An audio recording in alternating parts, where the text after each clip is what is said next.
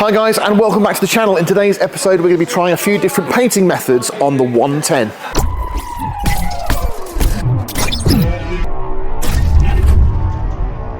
Now this was a real journey painting this vehicle because, as you'll see in the video coming up, I tried two different methods. I tried aerosols and I tried our Sealy sort of fence panel spray air gun, which we've used for the interior before when we actually put the Raptor on there.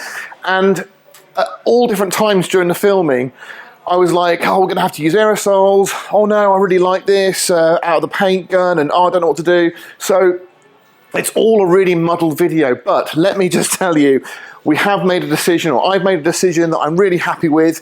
I've continued painting the vehicle and we've just come up with such a nice finish. It's definitely worth watching this video if you're thinking of painting your own Land Rover, because this was a super easy job. The finish was amazing and, well, I'm just really pleased. So quickly make yourself a cup of tea, come back, watch what I've been doing, and just make a few notes, because this is something that you guys can definitely do at home and it will not look like a bodge job.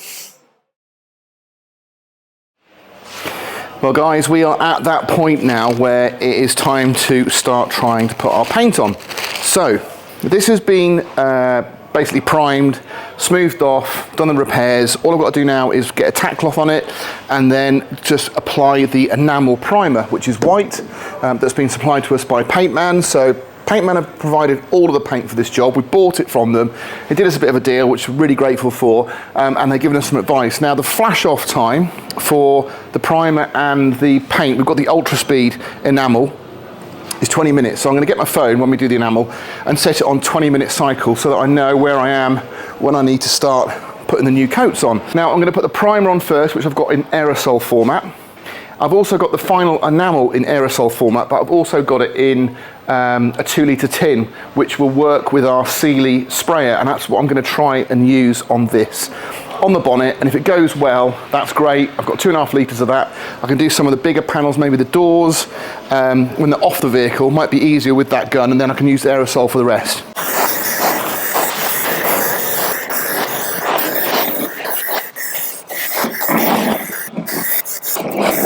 Right, I'm happy with my primer coat. That seems to be pretty good. With the enamel, it's going to be thinned out between 5 and 10%, depending on what we're using. So I'm going to try it with just 5% first and see how that goes on the first coat with our sprayer. So we're using this Sealy sprayer, but I'm going to do a quick test spray on the cardboard, and then we're just going to hit it and see what happens. So let me get this all mixed up. I'll shake the tin a bit, get it stirred up. We're going to get some thinners added. I've got my measuring cup.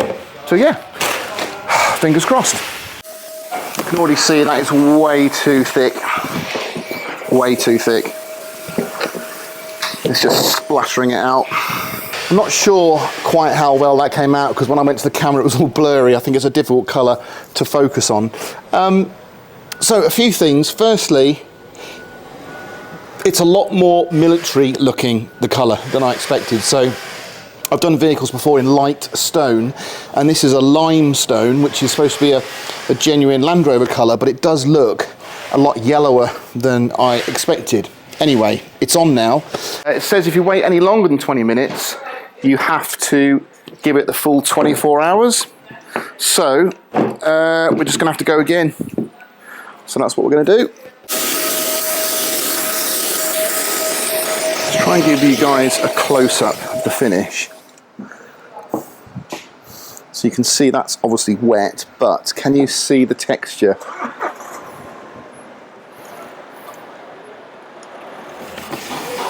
Just going to give this some acid etch, then I'm going to give it some primer, and then I'm going to try and spray it with the aerosol version of our enamel that we've got and see how it comes out.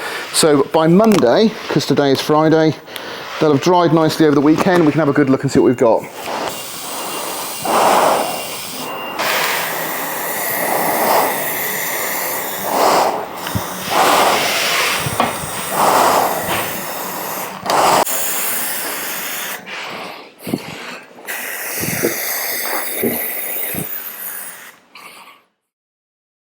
Well guys, the weekend is over and the panels have all had the chance to cure and dry thoroughly, and I'm really pleased.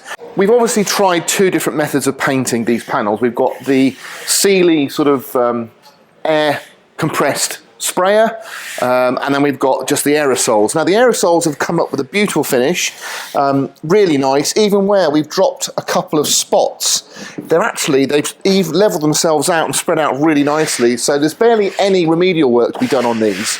However, the paint's gone on quite lightly. Now I only did, I think, 3 coats on these, and on the underside, which isn't the most important side, that's probably why I didn't pay it much attention, it's quite thin. Normally, if you took a Land Rover or any vehicle to a paint shop, they'd be aiming to get probably about minimum of 150 microns of paint on the panels. Now, if you're going to use an aerosol, each time you do a coat with the aerosol, at best you're putting on about 20 microns. So you can see how many layers you have to put on with the aerosol to build it up, because you want really at least 100 microns on there. So you're going to be have to doing 4 or 5 coats with the aerosol, and that really is, you know, shown here where you can see where we've done 3 coats and it's just too light. On the bonnet, however, it's gone on so thick that I reckon there's probably about 300 microns on there, which works for us because we're going to have to flan it off. However, I've got to tell you, I'm really pleased with the finish on that. I mean, it is slightly textured, but only slightly, and I'll show you a close-up now. But it's over the weekend, it's smoothed down, it's shrunk, it's leveled out, and it's a really nice coverage. And I'm almost tempted to use that spray gun with a little bit more thinners to do the whole of the truck, because I think it'll give me a nicer finish rather than the aerosol. My biggest concern really with combining the aerosol and the paint sprayer were A, the finish, and B, the lightness of the paint. Now obviously when we ordered the paint, we ordered it all at once, so hopefully they were smart enough, which I think they were because it all matches, to do it at the same time. So everything has gone together really nicely. So you'll see behind me here, the wings have been done with the paint sprayer and the bulkhead's been done with aerosol, and you just can't tell the difference. I mean, yes, as you'll see in the video, the aerosol comes out a lot smoother, but the coverage is a lot lighter, so you have to do a lot of coats to get a really good amount of paint on there. But really, if you can get yourself a balance, it's perfect, because you can do small panels like this one in the aerosol, and then you can do the big panels in the paint, and it's just a really good method of managing the time and the material and getting the finish you want. Now I did do quite a bit of work on this wing, and you can see here where I've actually filled it, used the dolphin, used the filler, and actually smoothed it off, and that's come out really nicely. I've had a little bit of experience doing body repairs, but not a lot, and do you know what, it's very simple. And those little processes I used where I mixed the P40 with the P35 to give myself like a sandable fiberglass supported substrate on the panel first, that worked really well, got that all done, then a layer of light filler, and then a layer of the dolphin glaze to get rid of all the pinpricks. That seemed to work brilliantly, and also flattening all off with wet and dry. Just, yeah, did the job, and I think I've done it to a standard where she still looks like an old Land Rover, just a nice, fresh looking, revitalised Land Rover.